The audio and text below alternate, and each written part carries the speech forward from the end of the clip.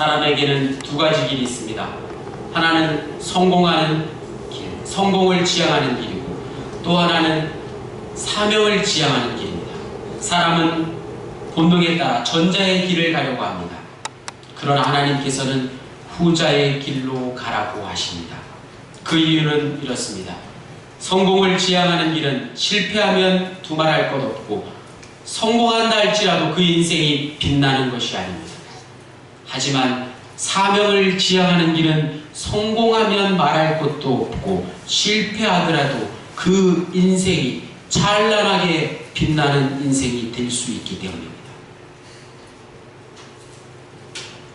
예를 들어서 사냥꾼이 많은 사냥개를 데리고 토끼를 잡으러 갔습니다. 얼마 지나지 않아서 한 마리의 사냥개가 그 중에 많은 사냥개 중에 오직 한 마리 사냥개만 토끼를 발견했습니다. 그 사냥개가 먼저 소리를 지르며 토끼를 향해 달려나갔습니다. 그 뒤를 따라서 나머지 사냥개들도 소리를 지르며 쫓아갔습니다. 그러나 토끼를 직접 보지 못하고 따라 나선 개들은 곧 추격을 포기하고 맙니다. 그러나 토끼를 직접 본 사냥개는 끝까지 토끼를 쫓아가서 마침내 토끼를 잡게 됩니다. 이 사냥개는 자기 목표물을 분명히 자기 두 눈으로 확인하고 인지했기 때문에 끝까지 쫓아갈 수 있었던 것입니다. 이 사냥개의 사명이 바로 그 토끼였던 것이죠. 영국의 선교사요 탐험가인 리빙스턴은 이렇게 얘기했습니다. 사명을 가진 사람은 그것을 달성할 때까지 절대로 죽지 않는다.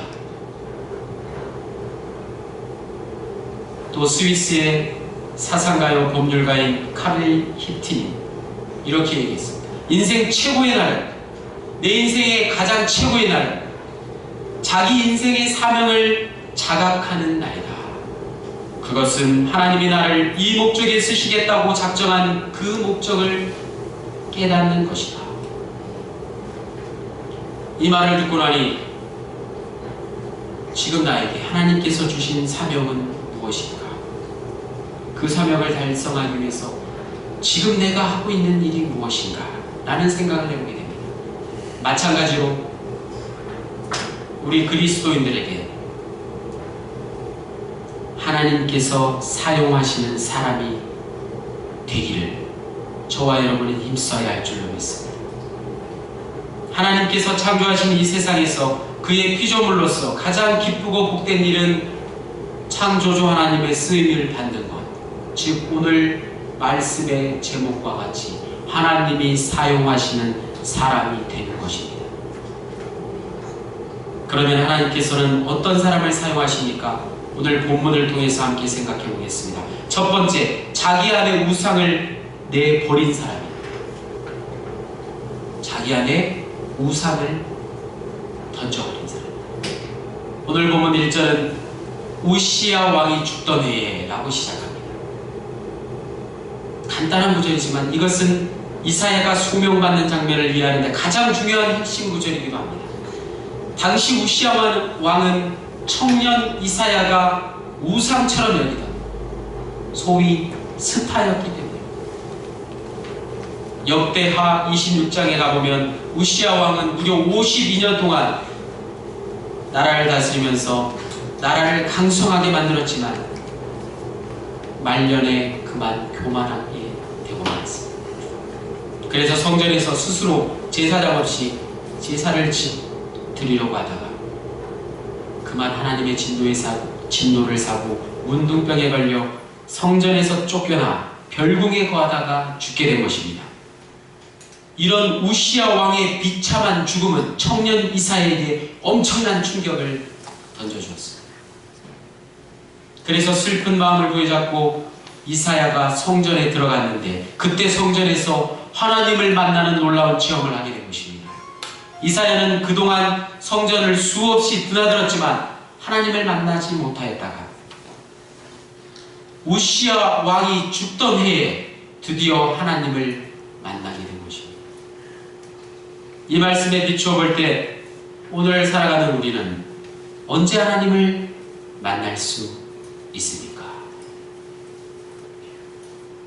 내가 우상처럼 여기던 내 아내 우시야가 죽을 때 우리는 하나님을 만날 수 있습니다. 말로는 아무리 주님을 간절히 불러도 내 안에 물질의 우시야, 쾌락의 우시야, 교만의 우시야가 살아있다면 결코 주님을 만날 수 없습니다. 내 안에 하나님보다 더 큰 우시야가 죽어지고 무너지고 사라져야만 하나님을 만날 수 있다는 말씀입니다. 저와 여러분이 신앙생활하면서 항상 꿈꾸는 것, 그것은 진정으로 은혜 받는 삶이지 않습니까? 능력 있는 삶을 살기를 원한다면 끊임없이 내 안에 우시야와 싸워 이겨야 할 것입니다. 혹여나 지금 저와 여러분의 마음속에 우시야가 살아있다면 무엇이 우시야와 같은 우상입니까? 그 우상이 제거될 때 우리는 저 높은 하늘 보좌에 앉으신 하나님을 만나 뵐 수 있습니다. 이제 다음 주면 우리 민족 고유의 설 명절이 다가옵니다. 다시 한번 새롭게 출발하는 그런 날을 맞이하게 되는 것이죠. 내 안에 우상을 깨뜨리고 하나님께 더 가까이 한 걸음 한 걸음 다가서는 2015년 새해가 되어야 할 줄로 믿습니다. 두 번째, 하나님 앞에서 겸손한 사람입니다. 이사야가 성전에서 하나님을 만날 때 하나님과 그 보좌 주위에 있던 스럽, 즉 하나님의 보좌를 지키는 천사가 보였습니다. 본문 이전에 스랍 천사는 모두 6개의 날개를 가지고 있었는데 그중 2날개로 가장 먼저 얼굴을 가리고 나머지 2날개로 발을 가리고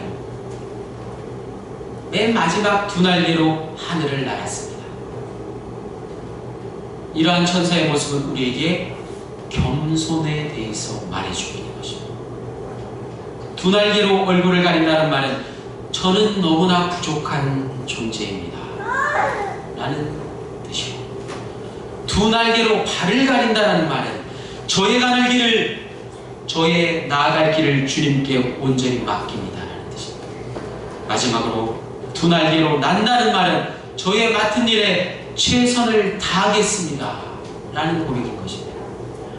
어떤 사람이 겸손한 사람입니까? 주님을 보좌하는 스랍과 같이 자기의 부족함을 인정하고 자기의 가는 길을 온전히 주님께 맡기며 맡은 바 직분에 최선을 다하는 사람, 그 사람이 바로 겸손한 사람입니다.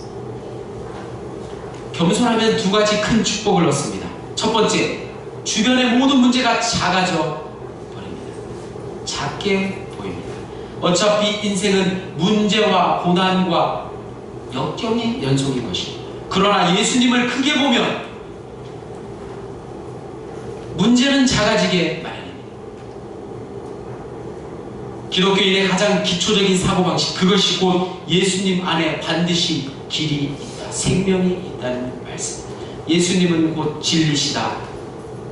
이것이 우리의 가장 기본적인 사고가 되어야 할 줄을 믿습니다. 그러한 사고방식을 가지고 넉넉한 마음으로, 여유로운 마음으로 자기의 맡은 바 직분에만, 주위를 돌아보지 않고 오로지 자기 자신이 해야 할 일만 최선을 다한다면 축복의 길은 열리게 되는 것입니다. 예화를 들면 얼마 전 고속도로를 달려가는데 안개가 얼마나 심해지는지 정말 주위가 캄캄해지는 것이었습니다. 30m 정도밖에 보이지 않는 것입니다. 고속도로에서 차간 주행 거리가 100m를 유지해야 되는데 30m 정도밖에 보이지 않는 것이었습니다. 답답해서 너무나 처음에 겁이 났지만 그것을 벗어나는데 큰 어려움이 없었습니다. 왜냐하면 먼저 속도를 줄이고 비상등을 켜고 하이라이트를 켜고 눈에 보이는 30m만 가고 나면 또 그 앞에 펼쳐지는 30m가 눈에 보였기 때문입니다. 30m를 천천히 나아가면 끝까지 갈 수 있다는 사실을 발견했습니다. 그렇게 앞만 보고 천천히 나아가다 보면 보이는 만큼 천천히 전진하니까 어느새 목표한 지점까지 이를 수 있었다는 진리를 발견할 수 있었습니다. 우리네 인생을 살다 보면 때때로 이와 같은 짙은 안개가 낀 어두운 고속도로를 달리는 것과 같은 상황을 만나게 됩니다. 그래도 뚜렷한 비전을 가지고 앞만 보고 보이는 부분까지 조금씩 한 걸음 한 걸음 전진하다 보면 멀게만 보였던 그 목표점까지 갈 수 있다는 사실입니다. 내 앞에 산더미같이 많은 문제들이 나를 가로막을지라도 겁낼 필요 없습니다. 할 수 있는 일부터 하나씩 조금씩 천천히 해나가면 됩니다. 그렇게 해서 하나씩 문제를 해결하다 보면 그 해결된 문제를 통해서 다른 문제까지 해결할 수 있는 그런 은혜가 넘치는 것입니다. 그래서 인생을 암담하게 살 필요 없습니다. 예수님을 크게 보고 나는 작아지고 그때 내 주위의 모든 문제들이 같이 내가 작아지듯 문제도 작아지는 것입니다. 겸손하면 얻을 수 있는 두 번째 축복은 하나님의 은혜가 크게 보이는 것입니다. 하나님의 은혜가 크게 보인다는 것. 겸손한 사람에게는 어느 것 하나 하나님의 은혜가 아닌 것이 없습니다. 교만하면 아무리 은혜의 조건이 많더라도 은혜라고 여기지 않고 감사하지 못하는데, 겸손하게 되면 아무리 은혜의 조건이 적다 할지라도 다 은혜로 여길 수 있게 되는 것입니다. 또 하나의 예를 들겠습니다. 어제는 미리 영문에 다녀왔습니다. 33년간 구세군 사역으로 헌신하신 사관님의 은퇴 감사 예배에 참석했는데 생각지도 않은 큰 은혜를 받고 돌아왔습니다. 제가 가장 큰 은혜를 받은 것은 그 자리에 은퇴증과 공로패를 수여하기 위해서 참석하신 한 구세군 사령관님께서 간증하신 내용 때문이었습니다. 사령관님께서 은퇴하시는 사관님을 통해서 은혜 받으셨다고 간증하셨습니다.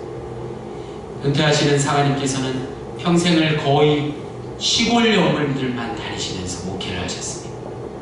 가는 곳마다 영문을 신축하시고 사택을 새로 지으시고 교육관을 지으시고 길을 넓히시고 몸소 직접 교회 일에 헌신하신 그런 일을 하셨습니다. 무엇보다도 그러한 부모의 모습을 보고 3명의 자녀가 모두 주의 종으로 헌신하였다는 놀라운 사실입니다. 누가 이분들의 사역을 보고 그저 시골 교회만 전전한 실패한 사역이라고 말할 수 있겠습니까? 함께 하신 사랑가님마저 이분들 앞에서 진심으로 자신의 모습이 저절로 낮아지는, 숙연해지는 겸손의 자리였습니다.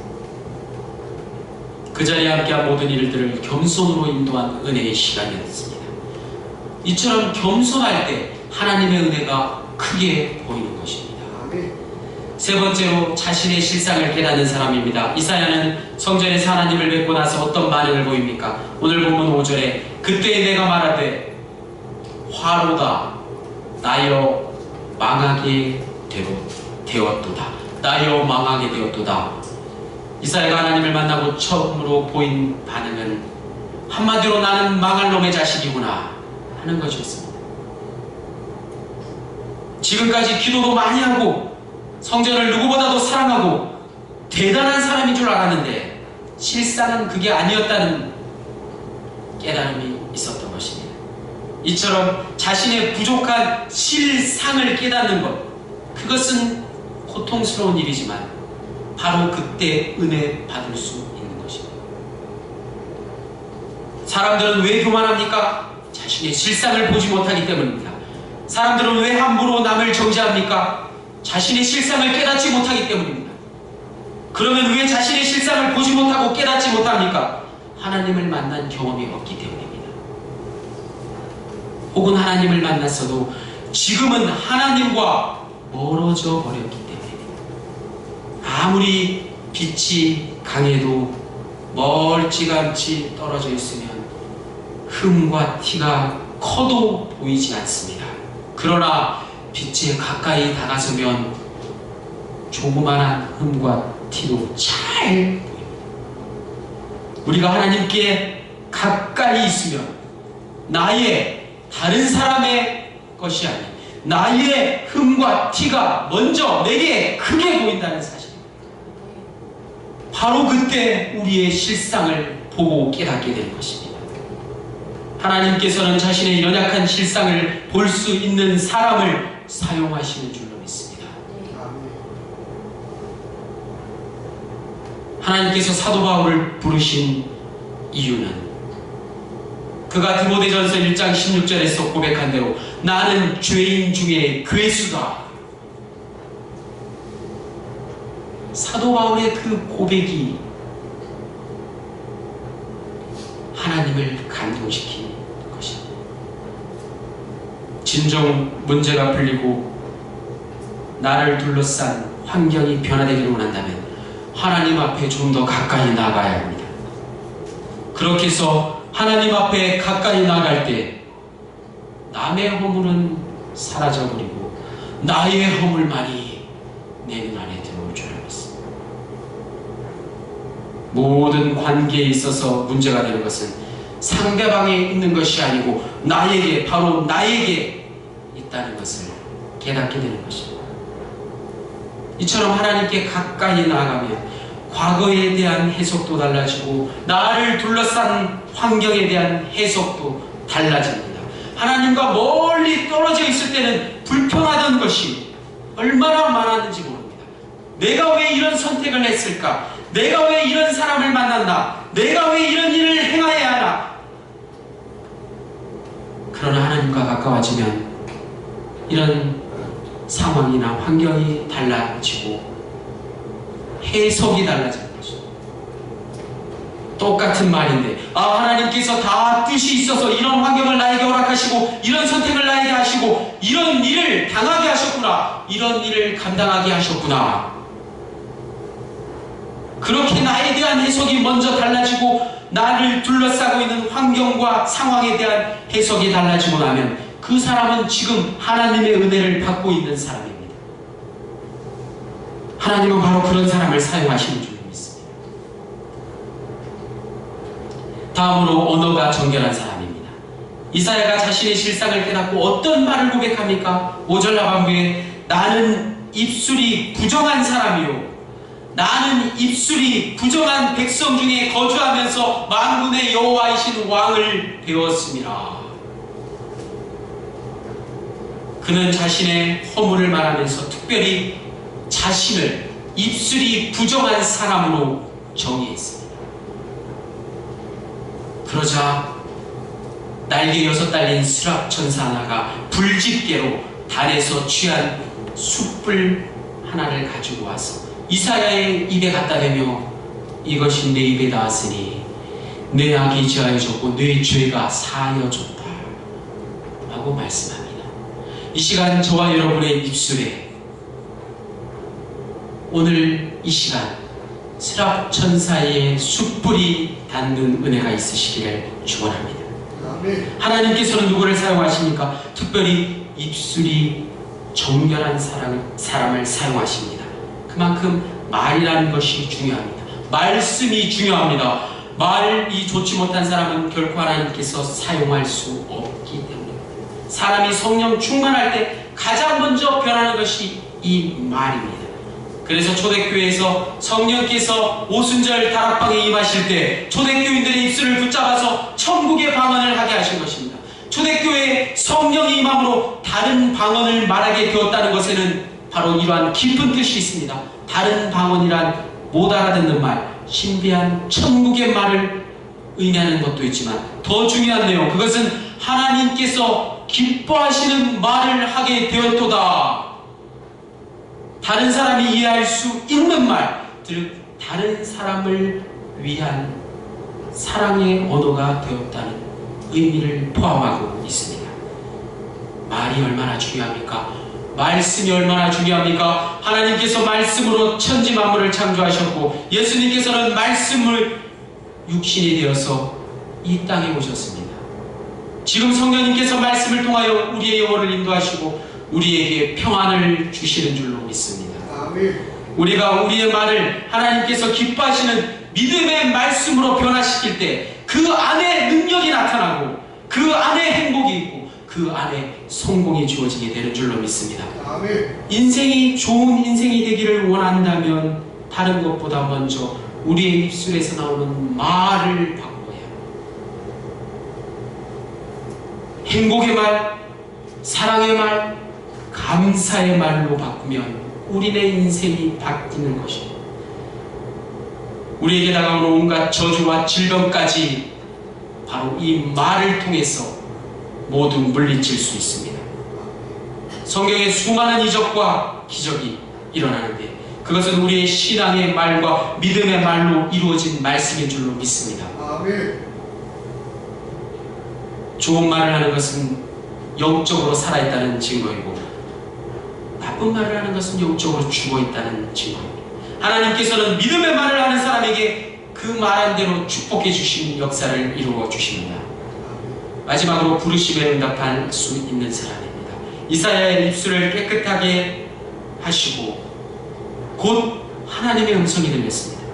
8절에 내가 누구를 보내며 누가 우리를 위하여 갈고. 신기한 일은 입술이 깨끗하게 되자 귀가 열렸다는 말씀이죠. 우시아가 사라지면 하나님의 음성이 들리게 되는 것입니다. 우리 안에 우시아가 교만이 계속 남아있으면 마음에 굳은 쌀이 끼어서 하나님의 음성을 들을 수 없습니다. 그 굳은 쌀을 도려낼 때 비로소 우리는 하나님의 음성을 듣고 하나님의 마음을 이룰 수 있게 됩니다. 그 음성을 듣고 이사야가 이렇게 고백합니다. 내가 여기 있나이다. 나를 보내소서. 마치 사무엘의 고백과 같이 사무엘의 고백과 비슷한 면이 있지만 여기서는 나를 보내소서 라고 고백하는 이사야의 간증입니다. 하나님께서는 누구를 사용하십니까? 성령의 음성에 예민하고 하나님의 뜻과 사명과 기대에 반응하고 부응하는 사람을 사용하십니다. 하나님의 음성을 들었다고 할 때 두 가지 종류의 사람이 있습니다. 첫 번째는 내가 하나님의 음성을 들었다, 내가 주의 음성을 들었다, 여기저기 다니며 말하는 사람이 있고, 오늘 이사야처럼 묵묵히 나를 보내소서, 나를 사용하소서 라고 실질적으로 자기가 있는 자리에서 하나님의 사랑을 전하고 실천하려는 이사야와 같은 사람이 있습니다. 하나님은 전자에게는 전혀 관심이 없으시고 후자에게, 이사야와 같은 사람에게 면류관을 예비하십니다. 말씀을 마무리하겠습니다. 우리는 영적으로 무감각한 사람이 되어서는 안 되겠습니다.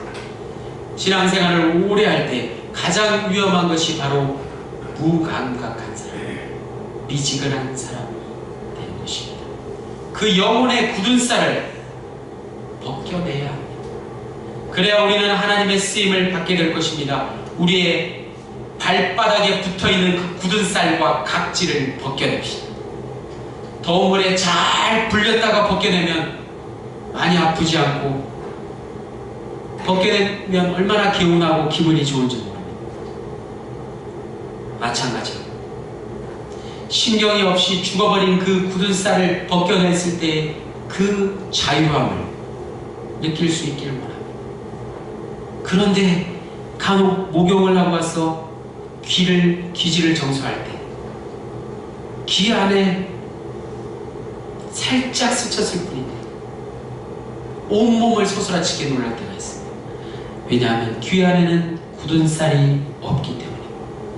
귀 안은 예민한 부분들만 있기 때문이죠.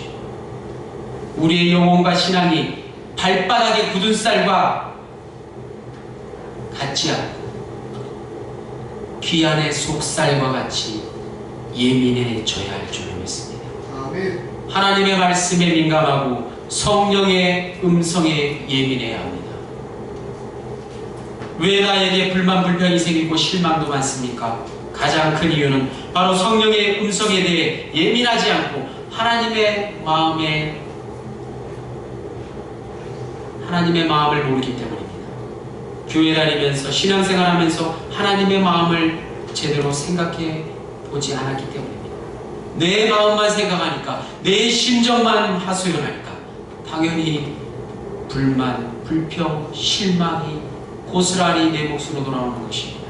그러므로 우리는 마음과 영혼에 붙어있는 모든 굳은살들을 모두 깨끗이 제거해야 합니다.